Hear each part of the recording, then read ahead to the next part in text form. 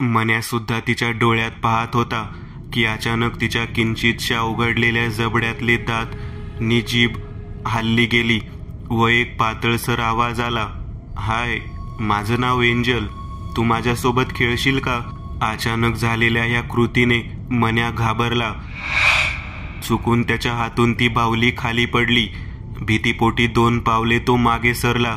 खाली फरशीवर त्या मशिनींच्या काळ्या वायर्स होत्या. त्यामध्ये एक पाय अडकून तो धाडकन खाली कोसळला.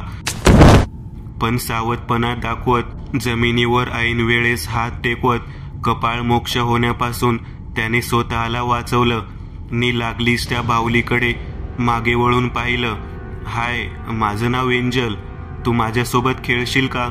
किंचित उघड्या जबड्यातले दुधारी दात नि जाडसर ओठ हलवत त्या बाहुलीतून पुन्हा आवाज आला.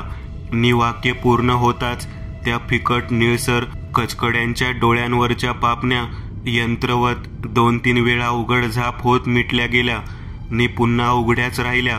हिच्या आईला, रागात असं म्हणतच मन्याने ती बाहुली उचलली. मला घाबरवते साली. मन्याने तिच्या गोबऱ्या गालांवर मारलं तसा पुन्हा तोच लहानसर आवाज आला. हाय, माझं नाव एंजल, तू माझ्यासोबत खेळशील? वाक्य पूर्ण झाल्यावर त्या पापण्या उघडझाप होत होत्या. त्या म्हाताऱ्यासोबत खेळ, माझ्यासोबत नको. मन्या एकटक रागात तिच्याकडे पाहत बसलेला की तेवढ्यात नकळत त्याची नजर तिच्या मागे गेली. स्ट्रेचरवर रंगाचं प्रेत जसेच्या तसं होतं, पण एक गोष्ट मात्र खटकत होती, ती डोक्यावर घातलेली गोल स्टीलची रिंग. अरे बापरे, ती डोक्यावरची अंगठी ठेच काढून पडताना निघली तर नाही ना? मन्याने हातातली बाहुली तशीच हातात धरून ठेवत खाली आजूबाजूला ती गोल स्टीलची रिंग गुडघ्यांवर बसून शोधायला सुरुवात केली. शेवटी बाजूलाच त्याला ती रिंग भेटली. पण तिथे एक नाही तर 2 रिंग होत्या. यातली कोणती? मन्याने कपाळावर हात ठेवला. दुसऱ्या हातात ती एंजल बाहुली तशीच पकडून ठेवली होती, जी की टपोऱ्या निळसर डोळ्यांनी जबडा जरासा विचकून हसत पुढेच पाहत होती, जसं की कॅमेरा अँगलकडे. तिचा तो जबडा किंचितसा उघडलेलाच होता. नीती हसताना दिसत होती. मन्याच्या कानांवर जिन्याच्या पायऱ्यांचा करकरत वाजण्याचा आवाज ऐकू येऊ लागला. तर पुढून चतुर्वेदी सुद्धा त्याला येताना दिसत होते. तेवढ्या वेळापुरतीच मन्याची गाळण उडाली होती. बापरे, या दोघांनी मला जर असं पाहिलं तर वाट लागल. मन्याने असं म्हणतच घाई गडबडीत दुसरी स्टील रिंग, जी की मशीनवर कनेक्ट होती, तीच रिंग त्याने हातपाय गुडघ्यांवर चालत लपत-छपत स्ट्रेचरपाशी पोहोचून मृतरंग्याच्या डोक्यावरून मग थोडा धक्का देत कपाळावर सरकवली. आता प्रथम ॲक्टिव्ह स्टील रिंग त्याच्या हातातच होती. इकडे उजवीकडून जिन्यावरून मंग्या खाली येत होता, तर डावीकडून चतुर्वेदी. मन्या हे सर्व स्ट्रेचर खाली लपून पाहत होता. त्याने घाईघाईने ती दुसरी रिंग हातात असलेल्या बाहुलीच्या डोक्यात घातली आणि मग थेट तिला स्ट्रेचर खाली एका ट्रेमध्ये फेकली, ज्या ट्रेमध्ये ऑपरेशनसाठी वापरले जाणारे धारदार हत्यार होते, जसं की चाकू, धारदार सुरा, कैची इत्यादी. बाहुली फेकून तो खाडकन जागेवर उभा राहिला. तोपर्यंत मंग्या मागे येऊन उभा राहिला होता. काय रे, काय झालं? खाली काय करत होता? मी कुठे काय? ते जरा पोटात गुडगुड होतंय, मी जरा आलोच, थांब, असं म्हणत मन्या थेट बाहेर पळाला. त्याचं हे बोलणं वागणं मंग्याला जरा विलक्षण वाटलं, पण त्यावर जास्त विचार न करता मंग्याने फक्त खांदे ओढवले नि जागेवर गप्प उभा राहिला. तोपर्यंत चतुर्वेदी एक चॉकलेटी रंगाची बॅग घेऊन लंगडत लंगडत स्ट्रेचरपाशी येऊन पोहोचले होते. मंग्याने तर ती बॅग पाहताच त्याचे 2 डोळे सोनेरी रंगात चमकले होते, कारण त्याच्या हव्यासधारी मनाला वाटलं आत पैसे असणार. तळघरातून मन्या बाहेर आला होता. बाहेर येऊन त्याने लागलीच लायटर मार्फत एक विडी शिलगावली होती. तिचे झुरके तो आता ह्या क्षणी घेत बसला होता. मध्येच कपाळ चोळत आजूबाजूचा परिसर पाहत होता. खाली हिरवगार गवत दिसत होतं. चौकोनी कंपाऊंडमध्ये 50 मीटरपर्यंत पसरलेलं हे गार्डन नि त्या चतुर्वेदीचा बंगला सर्व काही भकास दिसत होतं. आजूबाजूला स्मशान शांतता पसरली होती. त्यालाच भर म्हणून आकाशात विजा कडाडत होत्या.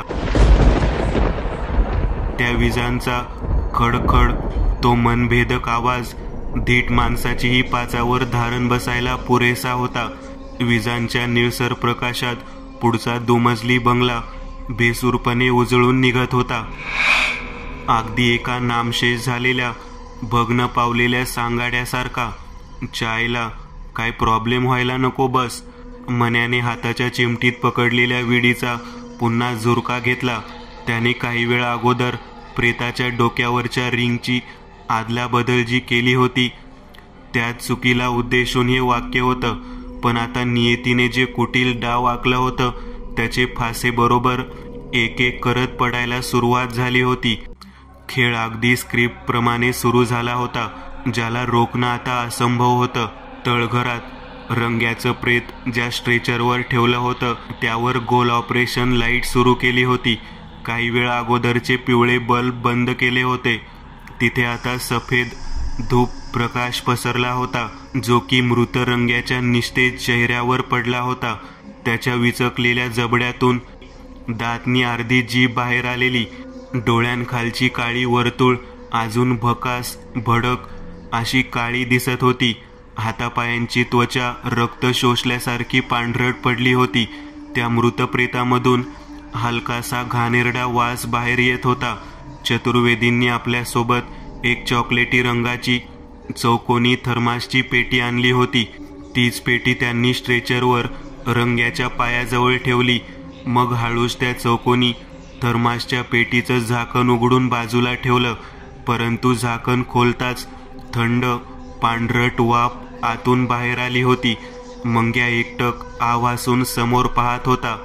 त्या थर्मसच्या डब्यात थंड वाफ जणू भरून ठेवली होती.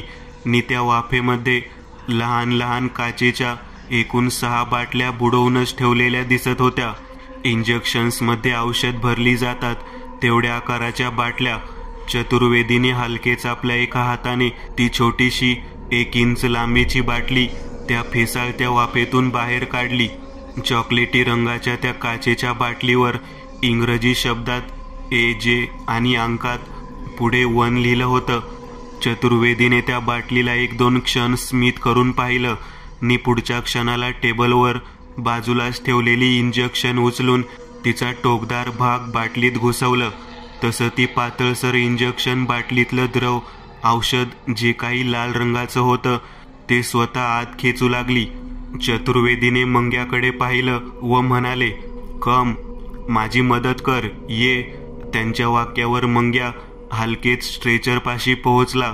चतुर्वेदी पुढे म्हणाले, इथे इंजेक्शन पॉकेट आहे, त्यातली एक घे आणि या थर्मास पेटीमधल्या एक बाटलीतलं वेगवेगळ्या इंजेक्शन्समध्ये द्रव भर. नि ती इंजेक्शन ह्या बॉडीच्या हातपाय व कपाळावर टोच. नि वापरलेली इंजेक्शन खाली एक ट्रे आहे, त्यात फेक. चतुर्वेदींनी मंग्याला समजावलं व ते त्या बाजूलाच असलेल्या 5 मशीनजवळ निघून गेले. मन्यानेही समजल्यासारखी मान हलवली. लागलीच कामाला लागला. थर्मास पेटीतून 1 इंच लांबीची ती चॉकलेटी काचेची, ज्यावर AJ1 असं नाव होतं, त्यात तो इंजेक्शन घुसवून त्यात द्रव भरू लागला. पुढे ते मृत खपड चेहऱ्याच्या रंगाचं डार्क सर्कल्स उमटलेलं प्रेत डोळे मिटून पडलं होतं, ज्याला पाहून मंग्याच्या पोटात भीतीने गोळा उभा राहत होता.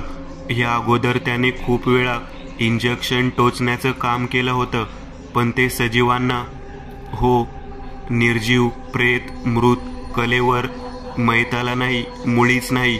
आज प्रथमच मंग्याचे हात थरथरत होते. मनोमन तो मन्याला शिव्या घालत होता.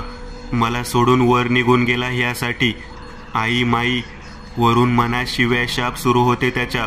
प्रथम इंजेक्शन त्याने डाव्या पायावर माणसळ फुगीर मांडीत टोचली. ते कृत्य करताना त्याला शिशारीच आली. का माहिती का, पण त्याचे हातपाय गळून गेले होते. पुढे जाऊन जर या माणसाने मला पोस्टमॉर्टम करायला लावलं तर. भीतीने मंग्याच्या अंगावर सरकन काटा उभा राहिला. 5 वर्ष त्याने फक्त प्रेत जाळण्याचं काम केलं होतं. पोस्टमॉर्टम जिथे मृतांची चिरफाड केली जाते. कातडी मांस ते लाल रक्त, मांसपेशी सर्व काही धाड धाड बाहेर काढलं जातं. एका हलाल केलेल्या कोंबडीला मधून फाडावी, लाल काळ्या जठर आतड्या फेफस बाहेर काढावी, तशी माणसाला फाडावं लागतं. मंग्याने खूप वेळा पाहिलं होतं पोस्टमॉर्टम, पण पाहण्यात आणि करण्यात किती फरक असतो हे जेव्हा स्वतःवर येऊन ठेपतं त्यालाच कळत असतं, नाही का? मांडीवर इंजेक्शन टोचून वरचं पुश हँडल त्याने जरा हलकेच पुढे पुश केलं नि अर्ध्यावरच, म्हणजेच इंजेक्शनमध्ये अजून द्रव राहिलं होतं ते तसंच ठेवून इंजेक्शनचं धारधार टोक हँडलने वर न काढता एका विकृत सायकोप्रमाणे वेगाने उपसून बाहेर काढलं. जर सजीव मानवासमवेत असं केलं तर गुरासारखा ओरडेल किंवा वेदनेने तळमळत तरी राहील, पण समोर प्रेत होतं. सजीव शब्दाच्या बदल्यात निर्जीव ह्या शब्दाची व्याप्ती सुरू होते. त्या प्रेताचा हितचिंतक आत्मा केव्हाच हे जग सोडून गेला होता. आता उरलं होतं फक्त एक कलेवर, निर्जीव देह ज्याला वेदना नव्हती, स्पर्श नव्हता. त्या इंजेक्शनवर प्रेताच्या शरीरातलं काळपट रक्त लागलेलं दिसत होतं, परंतु लापरवाहीने पैशांच्या हव्यासापोटी मंग्याला ते दिसलं नाही. इंजेक्शन काढून घेतल्यावर तो मटकन खाली मांडीवर बसला होता नि जसा खाली बसला समोर एक क्षणार्धात त्या ट्रेमध्ये त्याला 2 फूट आकाराचं मृतदेह दिसलं होतं. मंग्याचा तोल जाऊन तो मागे पडला. त्या ट्रेमध्ये जे काही मृतासारखं पडलं होतं त्याला पाहून मंग्या कमालीचा घाबरला होता. 10-20 सेकंदासाठी तो एकटक बोबडी वळली जात समोरच पाहत बसलेला. त्या आकाराचे प्रथम 2 जाड फिकट गुलाबी बाहुलीसारखे पाय, नि त्यात काळे शूज, नि त्यात पांढरट सॉक्स, निवर अंगावर एक भडक चॉकलेटी रंगाची फ्रॉक होती. डोकं जरासं मागे पडल्यामुळे दिसत नव्हते, पण तिच्या गोबऱ्या जाड हाताच्या 5ही बोटांची लाल नख ताज्या नेलपेंटने रंगवलेली दिसत होती. बाहुली हाय होय, त्याने एक सुटकेचा निश्वासच टाकला. त्याला वाटलं होतं की कोणी लहान मुलाचं कलेवर आहे, पण ती तर एक साधारणशी बाहुली होती. काय झालंय? ओरडला कशाला?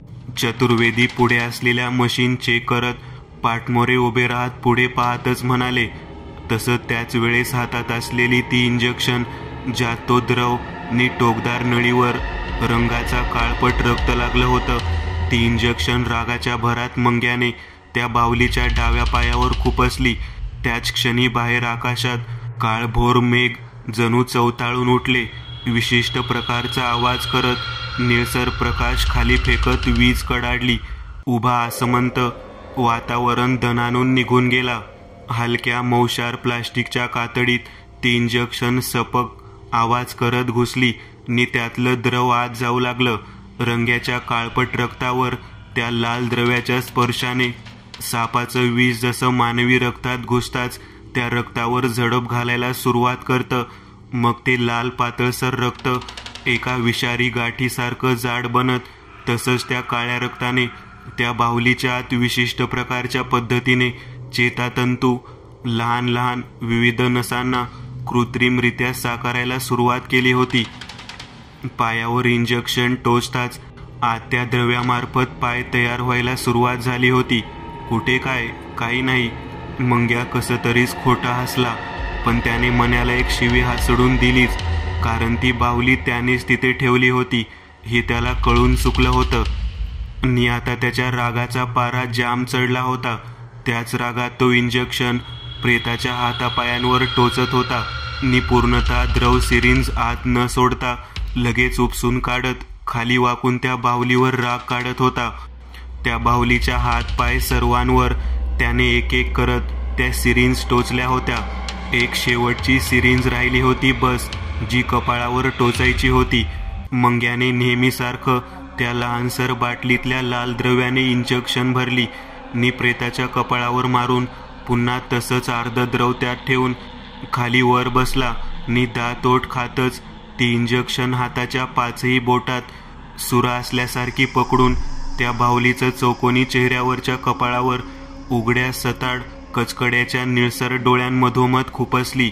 मंग्याच्या मुखातून एक वेदनादायक सुस्कार बाहेर पडला, कारण सुईचं खालचं धारदार टोक करंगळीच्या अर्धमासातून रक्ताची धार सोडत आत घुसली होती. त्या द्रवात एक सजीव रक्ताचं मिश्रण मिक्स झालं होतं. पूर्णतः 2 फूट बाहुलीच्या आत एक कृत्रिम बिभत्स देहाने आकार घेतला होता. आतून कृत्रिम मानवी इंद्रिय आणि बाहेरून कोण्या मानवाचा चेहरा नसून एक बाहुलीचा चेहरा होता. हलकेसे गुलाबी हात नि त्यावर फुगीर लहान लहान बोट होती. छोटे पाय होते. चौकोनी गोबऱ्या गालांचा चेहरा होता. कचकड्यासारखे भडक निळसर त्यात काळबिंदू असलेले डोळे होते. हलकेच स्वरात विवळत त्याने कसे तरी ती सुई करंगळीतून मुक्त केली. दातांखाली ओठ दाबत एका करंगळीकडे पाहिलं. बोट लाल रक्ताने न्हाऊन निघालं होतं. तसाच बोटाकडे पाहत तो उभा राहिला. परंतु त्याच क्षणी उभं राहता वेळेस त्याच्या नजरेतून एक गोष्ट सुटली होती.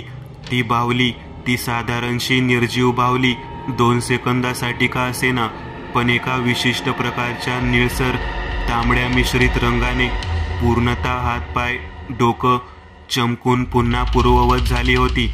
आणि तिच्या हाताची 5ही बोटांची विशिष्ट प्रकारे लाटेप्रमाणे बोटं हलली होती. त्या बाहुलीत काहीतरी भयान आघोरी बदल घडला होता.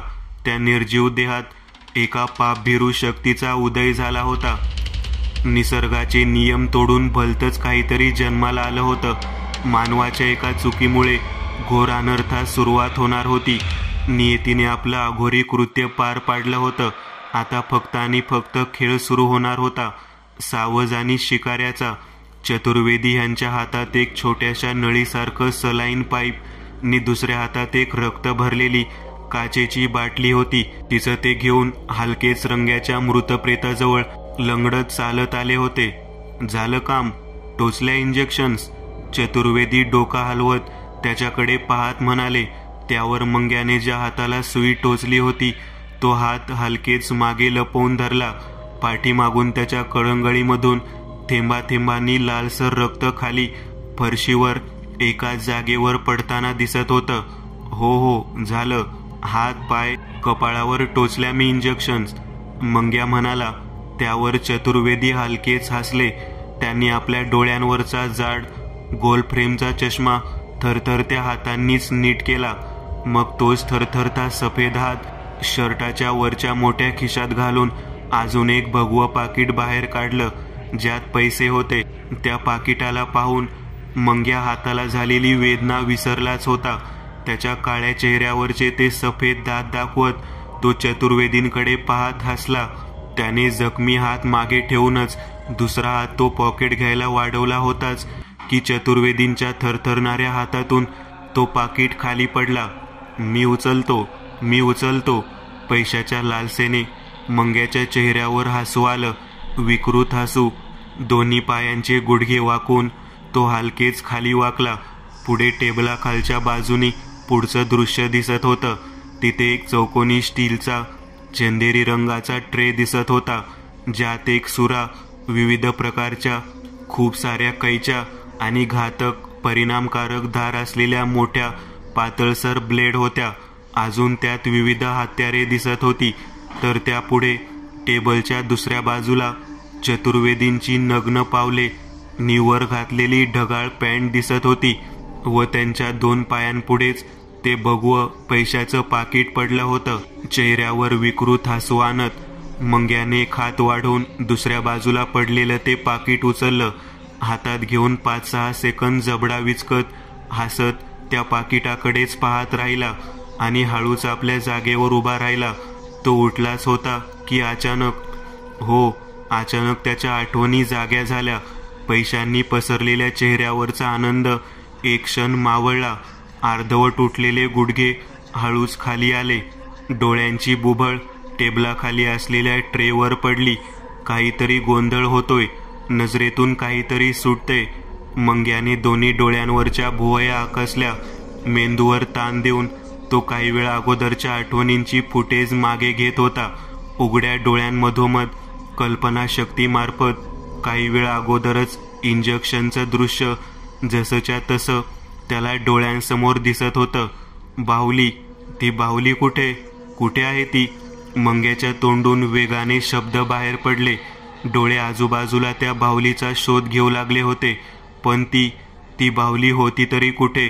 नाकातोंडातून धूर सोडत मन्याने विडी खाली गवतावर फेकली. मग चप्पल घातलेल्या पायाने तिला चिरडलं. दुसरा हात हलकेच पॅन्टमध्ये घालून आपला सोनेरी रंगाचा सॅमसंग J7 मॅक्स स्मार्टफोन बाहेर काढला. मग हलकेच एका हाताने फोनवर स्क्रॉल केलं.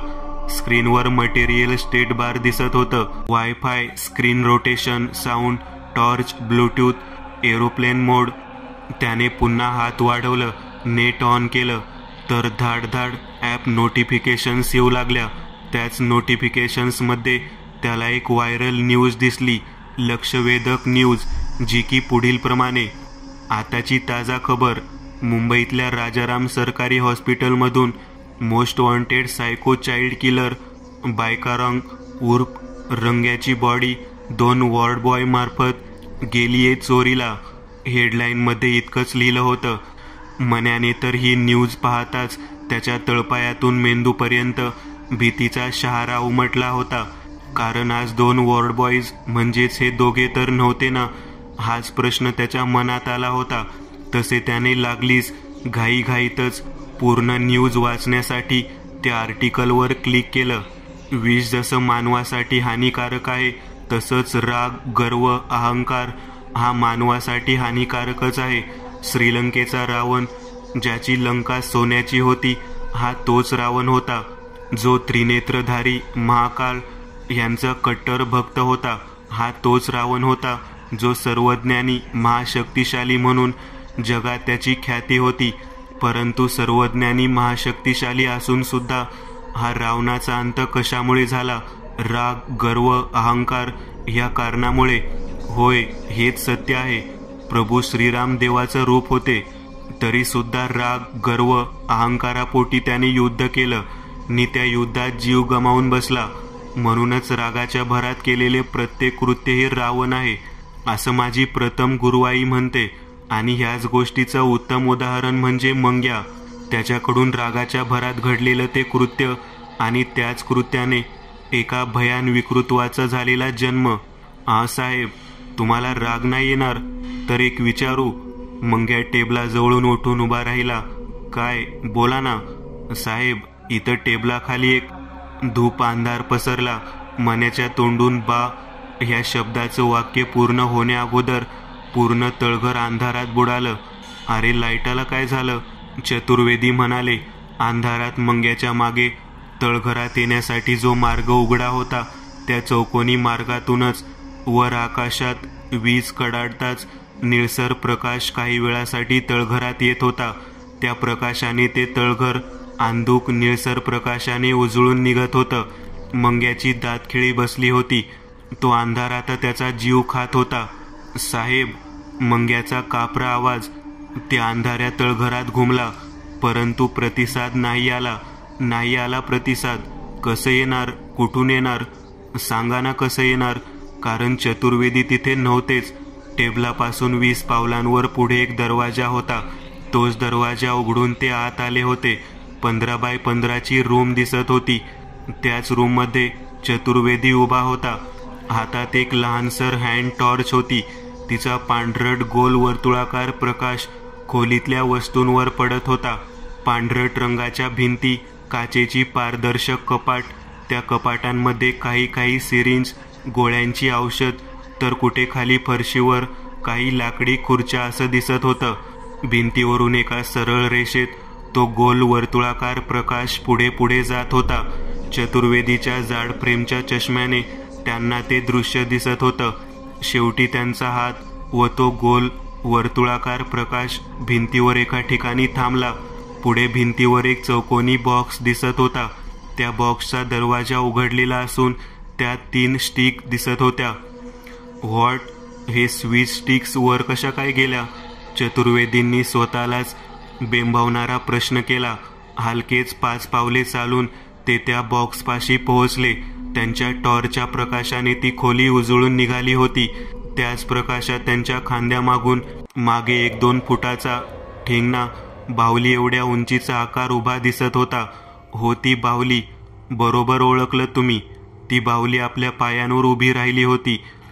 हलकासा तपकिरी रंगाचा मेकअप मारल्यासारखा गोल चौकोनी चेहरा, फुगीर गोबरे गाल. काही वेळ अगोदर गोंडस दिसणारं ते रूप आता भयान वाटत होतं.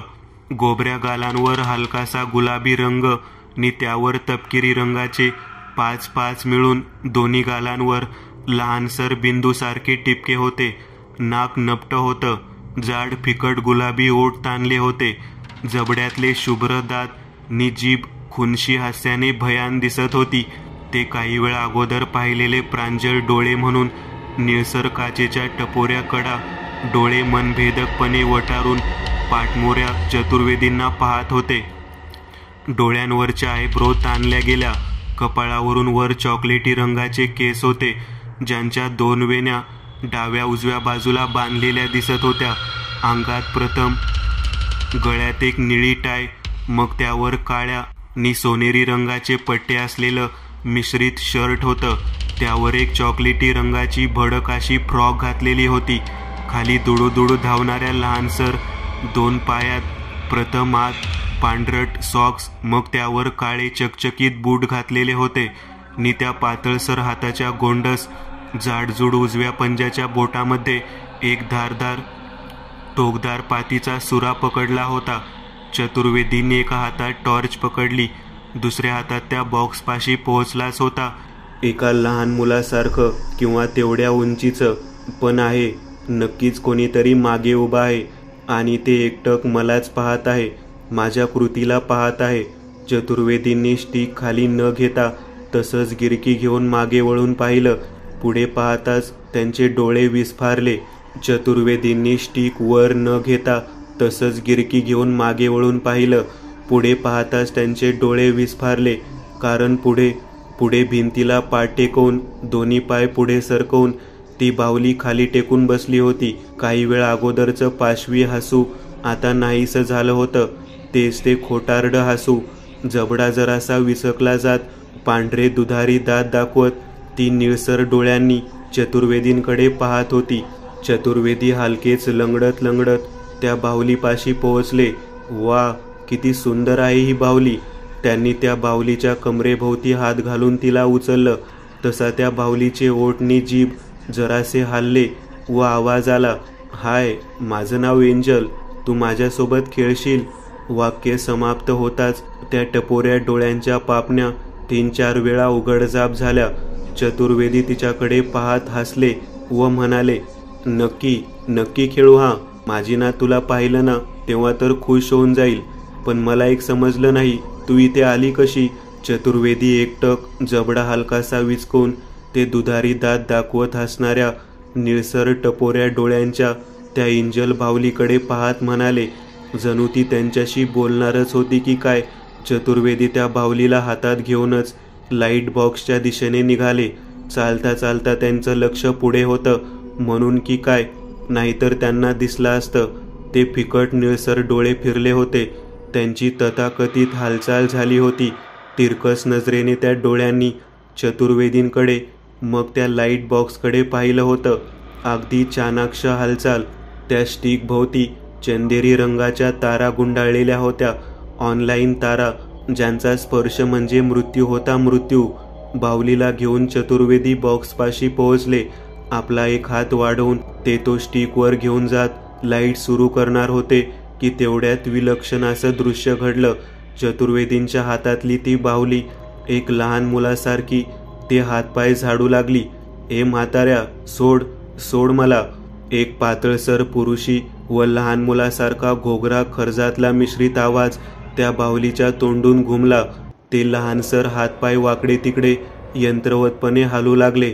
ते निळसर डोळे लहान मोठे होत वटारून त्यांना दम भरवू लागले. त्या भोया आणखीनच ताणल्या होत्या. जबड्यातले दात बोलताना एकमेकांना घासत होते. चतुर्वेदींची तर पूर्णतः वाचाच बसली होती. भीतीने मणक्यातून भयाची थंड लाट पसरली होती. त्या गोल जाड चष्म्यातून त्यांचे विस्फारलेले डोळे एका चेंडू एवढे मोठे झालेले दिसत होते.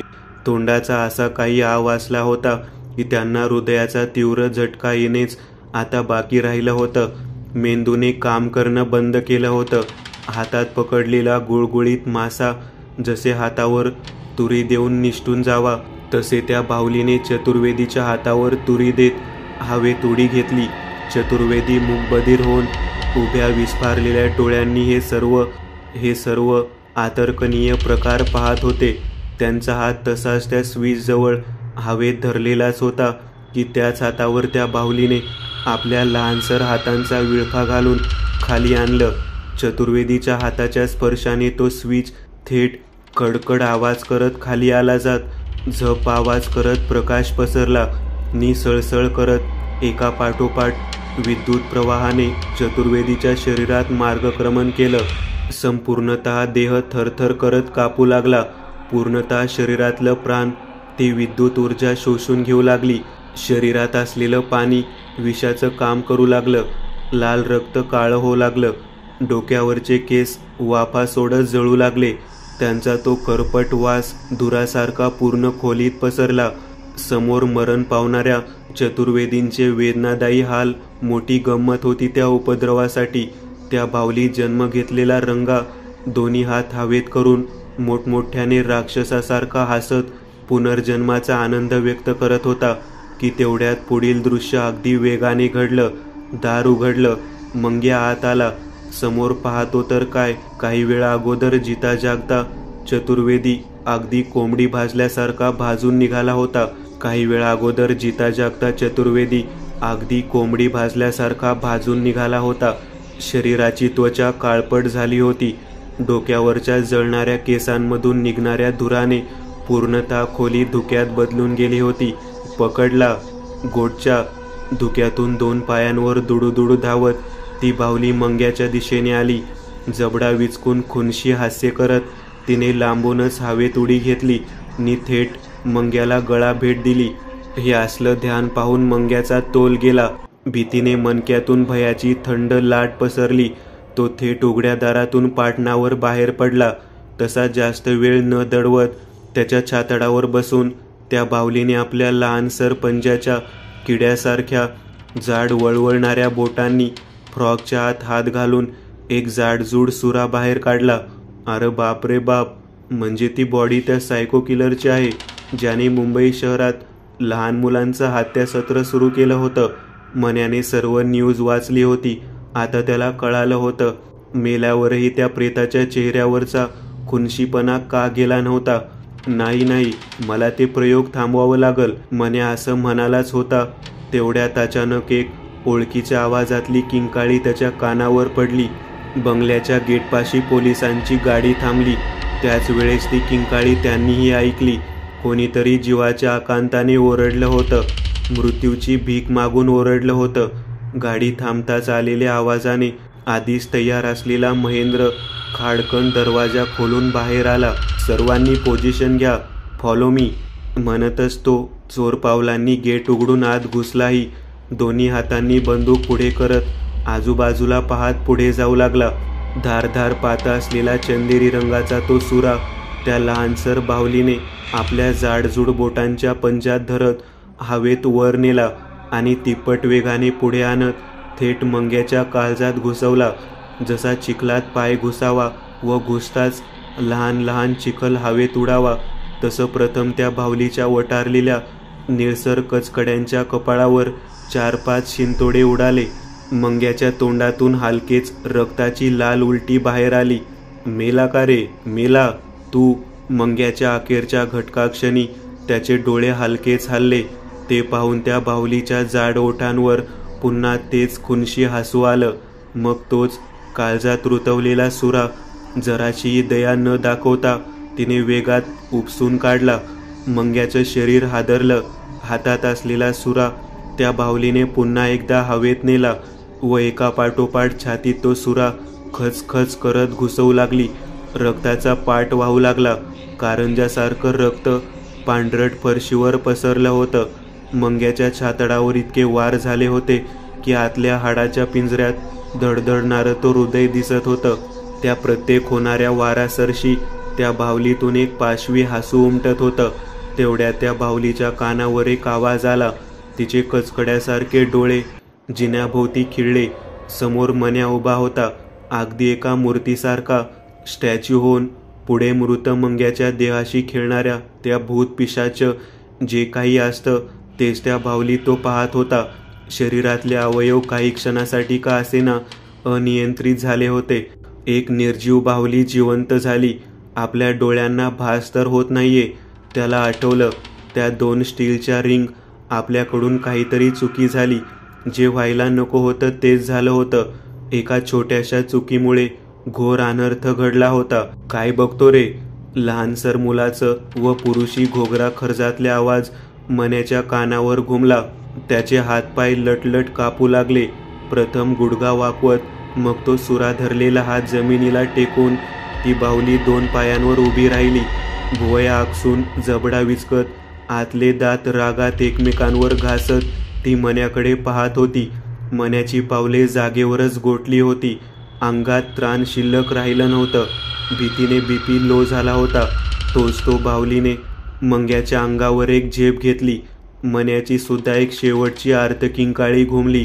पुढच्या दिवशी पोलिसांना तळघरात 3 मृतदेह आढळून आली. परंतु खून कसा झाला हे एक गूढच होतं.